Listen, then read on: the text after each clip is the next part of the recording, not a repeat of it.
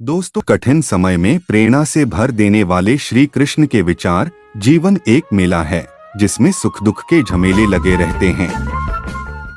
हर व्यक्ति के जीवन में एक ऐसा कठिन समय भी आता जब व्यक्ति निराश हो जाता है। ऐसे समय पर यदि धैर्य से काम लिया जाए और खुद को प्रेरित करके रखा जाए तो सफलता भी आपकी दहलीज पर दस्तक देती है। भगवान श्री कृष्ण ने श्रीमद्भागवत गीता जी के निर्मल ज्ञान प्रकाश से पार्थ की परेशानियों का तमस मिटाया था। आज हम गुज्जू स्टोरी बॉय चैनल के माध्यम से आप कठिन समय में प्रेरणा से भर देने वाले श्री कृष्ण के विचारों को सुन पाएंगे, जो अपने कर्म के फल के प्रति आसक्ति को नहीं छोड़ सकते। वे मार्ग से कोसों दूर हैं। अपनी इच्छा की शक्ति से अपने आप को नया आकार दें। अपने आप को कभी भी स्वेच्छा से नीचा न होने दें। इच्छा ही आत्मा की एकमात्र मित्र है और इच्छा ही आत्मा की एकमात्र शत्रु है। जिन्होंने खुद को जीत लिया है उनके लिए इच्छा एक मित्र है, लेकिन यह उन लोगों का दुश्मन है जिन्होंने अपने भीतर आत्मा को नहीं पाया है।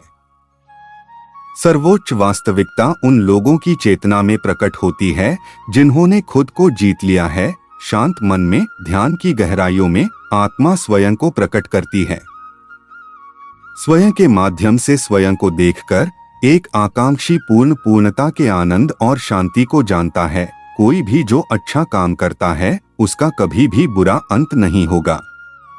न तो यहाँ और न ही आने वाले युग में। गंभीर तपस्या और ज्ञान मार्ग से ध्यान श्रेष्ठ है। मुझ पर अपना मन लगाकर योग के अभ्यास से स्वयं को अनुशासित करो। मैं उन लोगों के लिए हमेशा मौजूद हूँ जिन्होंने मुझे हर प्राणी में महसूस किया है। व्यक्ति जो चाहे बन सकता है यदि वह विश्वास के साथ इच्छित वस्तु पर लगातार चिंतन करे। मन बहुत चंचल है जो इंसान के दिल में उथल पुथल कर देता है। जैसे वे मेरे पास आते हैं वैसे ही मैं उन्हें ग्रहण करता हूँ। सभी पथ पार्थ मानव को मेरी ओर ले आते हैं। इंद्रियों से मिलने वाला सुख पहले तो अमृत जैसा लगता है, लेकिन अंत में यह विष के समान कड़वा होता है। जब ध्यान में महारत हासिल हो जाती है तो मन हवा रहित स्थान में दीपक की लौ की तरह अडिग रहता है।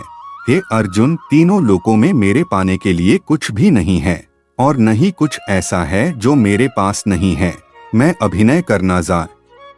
हे अर्जुन, तीनों लोकों में मेरे पाने के लिए कुछ भी नहीं है और न ही कुछ ऐसा है जो मेरे पास नहीं है। मैं अभिनय करना जारी रखता हूँ, लेकिन मैं अपनी किसी जरूरत से प्रेरित नहीं हूँ। कर्म मुझ पर इसलिए नहीं टिकते क्योंकि मैं उनके परिणामों से जुड़ा नहीं हूँ।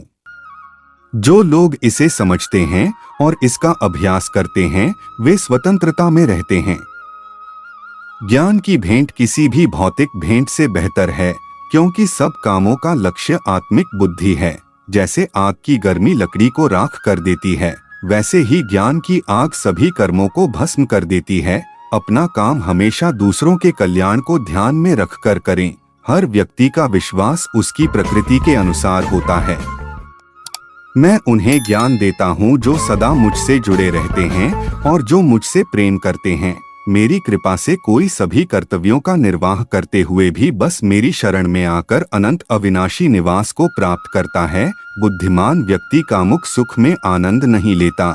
जो कार्य में निष्क्रियता और निष्क्रियता में कार्य देखता है वह एक बुद्धिमान व्यक्ति है। मैं धरती की मधुर सुगंध हूँ।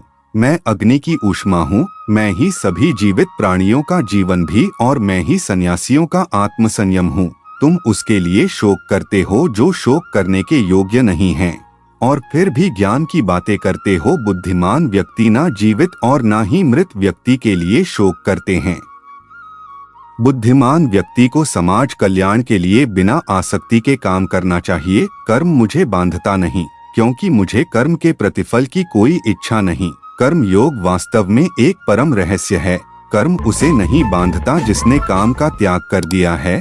अपने अनिवार्य कार्य करो, क्योंकि वास्तव में कार्य करना निष्क्रियता से बेहतर है। आत्मज्ञान की तलवार से काटकर अपने हृदय से अज्ञान के संदेह को अलग करके अनुशासित बनो। मनुष्य अपने विश्वास से निर्मित होता है। जैसा वो विश्वास करता है वैसा वो बन जाता है। इस जीवन में मनुष्य न तो कुछ खोता है और न ही कुछ व्यर्थ होता है। मन अशांत है और उसे नियंत्रित करना कठिन है, लेकिन अभ्यास से इसे वश में किया जा सकता है। केवल मन ही किसी का मित्र और शत्रु होता है। व्यक्ति या जीव का कर्म ही उसके भाग्य का निर्माण करता है। जब मानव अपने कार्य में आनंद खोज लेता है, तब वह पूर्णता प्राप्त कर लेता है। नरक के 3 द्वार वासना, क्रोध और लालच हैं। क्रोध से भ्रम पैदा होता है, भ्रम से बुद्धि व्यग्र होती है। जब बुद्धि व्यग्र होती है, तब तर्क नष्ट हो जाता है। जब तर्क नष्ट होता है, तब व्यक्ति का पतन हो जाता है। सदैव संदेह करने वाले व्यक्ति के लिए प्रसन्नता ना इस लोक में है ना ही कहीं और। मन की गतिविधियों, होश, श्वास और भावनाओं के माध्यम से भगवान की शक्ति सदा तुम्हारे साथ है और लगातार तुम्हें बस एक साधन की तरह प्रयोग करके सभी कार्य कर रही है। ज्ञानी व्यक्ति ज्ञान और कर्म को एक रूप में देखता है, वही सही मायने में देखता है। प्रबुद्ध व्यक्ति के लिए गंदगी का ढेर, पत्थर और सोना सभी एक समान हैं। निर्माण केवल पहले से मौजूद चीजों का प्रक्षेपण है। उससे मत डरो जो वास्तविक नहीं है। ना कभी था ना कभी होगा। जो वास्तविक है वो हमेशा था और उसे कभी नष्ट नहीं किया जा सकता। जन्म लेने वाले के लिए मृत्यु उतनी ही निश्चित है जितना कि मृत होने वाले के लिए जन्म लेना। इसीलिए जो अपरिहार्य है उस पर शोक मत करो। जो मन को नियंत्रित नहीं करते उनके लिए वह शत्रु के समान कार्य करता है। वैसे तो भगवान श्री कृष्ण बचपन में बहुत नटखट स्वभाव के थे। विपरीत परिस्थितियां आने पर उनका स्वभाव हमेशा शांत रहता था। कृष्ण जी भगवान विष्णु के अवतार थे और वे यह बात जानते भी थे कि कंस मामा उन्हें बार बार मारना चाहते थे, फिर भी वे शांत रहते थे और समय आने पर कंस के हर प्रहार का मुंह तोड़ दिया। इससे सीख मिलती है कि कठिन समय में भी अपने शांत स्वभाव का त्याग नहीं करना चाहिए। भगवान श्री कृष्ण हमेशा साधारण जीवन जीने में विश्वास करते थे। गोकुल के राजघराने में परविश होने के बावजूद वह अन्य सामान्य बालकों के साथ रहते, खेलते और घूमते रहते थे। उन्हें कभी भी अपने राजघराने का घमंड नहीं था। कभी भी उनका मन बुरा समय आने पर घबराता नहीं था। वह विपरीत परिस्थितियों का डटकर मुकाबला करते थे। उनका मानना था बुरे समय में विवेक पूर्वक काम करना चाहिए। भगवान श्री कृष्ण ने कभी भी हार न मनाने का संदेश दिया था। अंत का प्रयास करते रहना चाहिए, भले ही परिणाम हमारे पक्ष में क्यों न हो। कृष्ण और सुदामा की दोस्ती को कौन नहीं जानता। यह दोस्ती महज दोनों के प्रेम के कारण नहीं, बल्कि एक दूसरे के प्रति आदर के कारण भी प्रसिद्ध है। किंतु आज के जमाने में दोस्ती के असली मायने कोई नहीं जानता। श्री कृष्ण ने हमेशा अपने मित्र सुदामा और अर्जुन का साथ दिया था। श्री कृष्ण को जन्म देवकी ने दिया था, लेकिन उनका पालन पोषण यशोदा और राजा नंद ने गोकुल में किया, यह जानते हुए कि उनके अपने माता पिता उनसे दूर हैं। श्री कृष्ण ने उन्हें दिल से प्रेम किया, उनका आदर और सम्मान करने में कोई कसर न छोड़ी।